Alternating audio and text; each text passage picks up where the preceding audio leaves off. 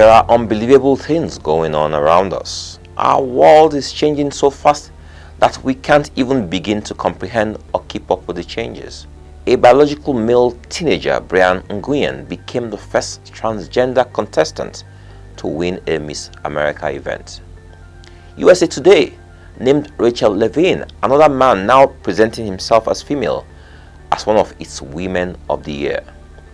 For those who don't know, Rachel Levine is the U.S. Assistant Secretary for Health for the U.S. Department of Health and Human Services. She or he is also the head of the U.S. Public Health Service Commission Corps, where she leads a group of 6,000 uniformed public health officers. She has been referenced as a top-ranking female in the U.S. White House. A biological male was named the NCAA Woman Swimmer of the Year. A biological male is the face of advertising for female products made by Nike, Tampax, Bud Light, Kate Spade, etc.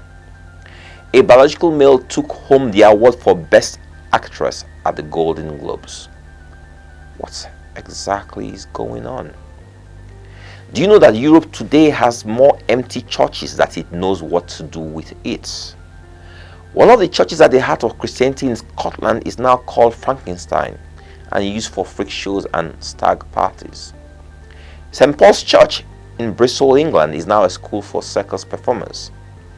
In Linares, Spain, the Church of Santa Barbara is now Chaos Temple, a skateboard park.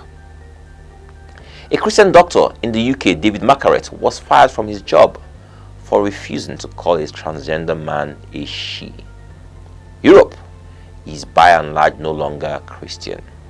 Christian civilization was once at the very heart of European life and culture, but today, in Britain, about 70% of those under 30 years say they have no religion. Christianity in Europe is dying, but is it only in Europe? We see the same thing happening in Africa, the Americas, and the rest of the world. In Florida, we see the battle between Governor Ron DeSantis and Disney over the Don't Say Gay legislation. Florida's Board of Education has approved the expansion of the state's so-called Don't Say Gay bill, which now prohibits discussions of sexual orientation and gender identity at school across all grade levels. The approval came at the request of the Republican governor, who in the past 2 years has waged what critics call a cultural war across the state.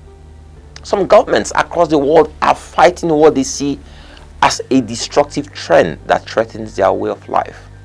Others, like the UK and America, have embraced it and are pushing this ultra-liberal agenda that redefines our way of life completely.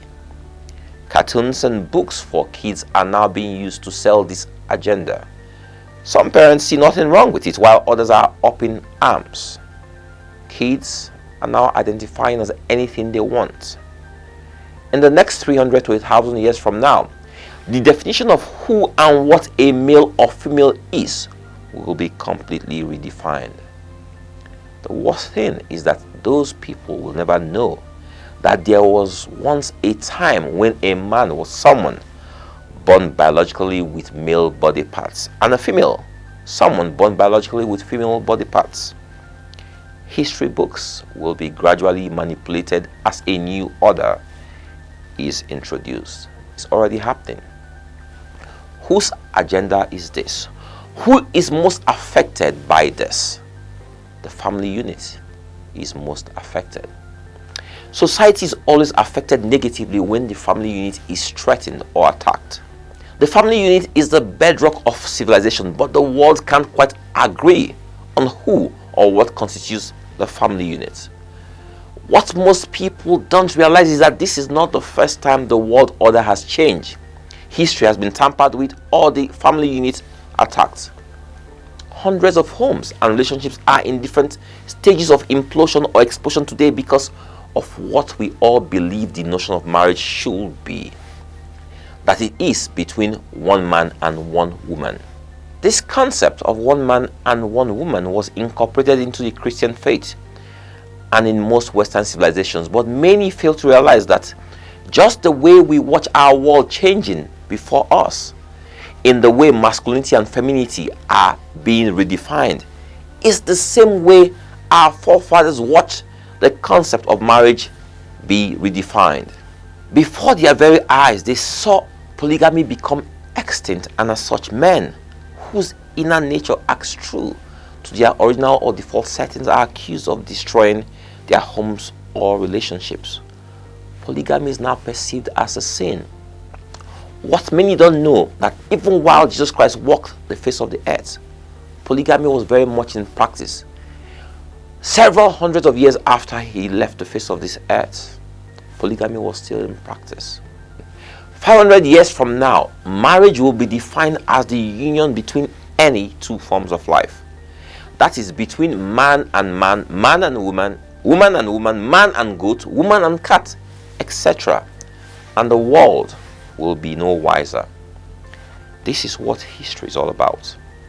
An account of events based on who controls the medium of narrative. So who controls the medium of narrative? Hollywood, media, etc.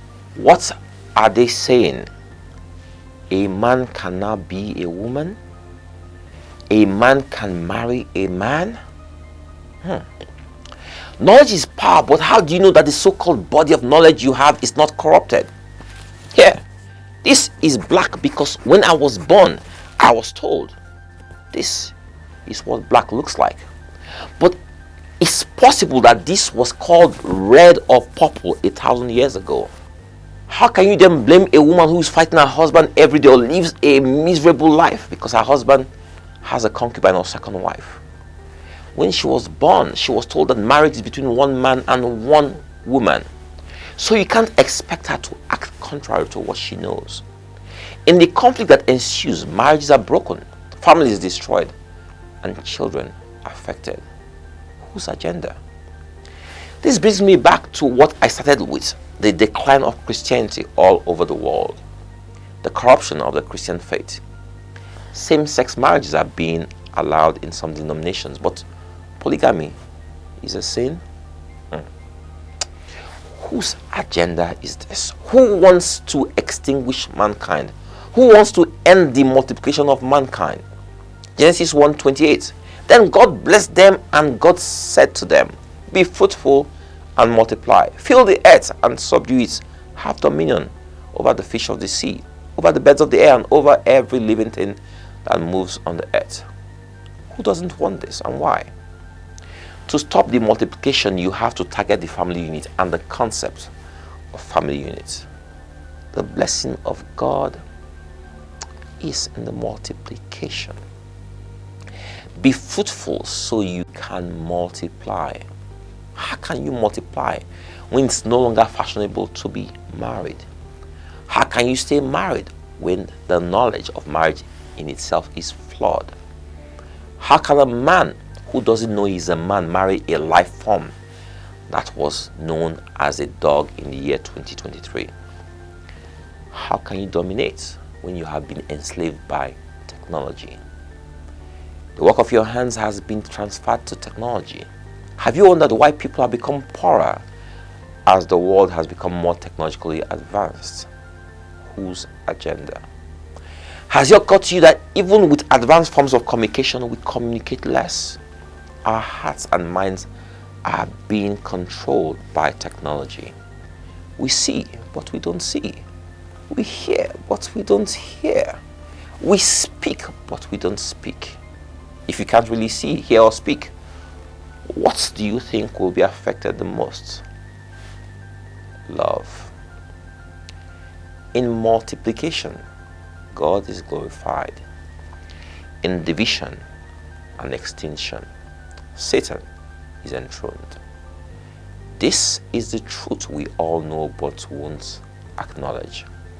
It's time to reset to factory settings.